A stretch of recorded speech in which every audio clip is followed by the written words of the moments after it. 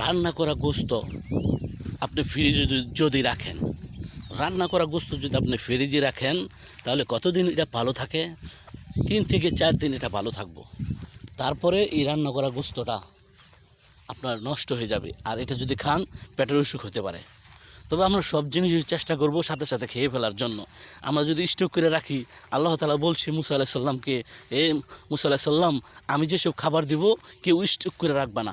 আমি আজকে খাবার দিছি, কালকে আবার দিব, কিন্তু রাখবা না স্টক করে। কিন্তু আমরা পেটটা আমাদের ছোট, কিন্তু আমরা বিশাল খাবার জমায় রাখি। হাতির পেটটা এই বিশাল বড়, কিন্তু হাতি কোনো সময় খাবার জমায় রাখে না। কিন্তু আমরা কিন্তু খাবার জমায় রাখা আমরা আল্লাহর হুকুম অমান্য করতেছি। কিন্তু হাতি কিন্তু আল্লাহর হুকুম মানতেছে, সেজন্য হাতিরে কিন্তু আল্লাহ তাআলা প্রতিদিন তাজা খাবার খাওয়াইতেছে।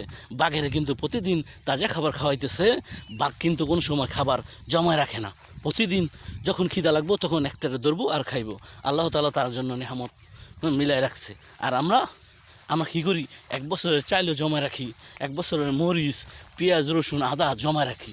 কিন্তু আল্লাহ তাআলা বলছে জমায় রাখো না, তুমি যা আছে তা বিক্রি করে দাও, আবার আল্লাহ তাআলাই তোমার খাবারের ব্যবস্থা করবে।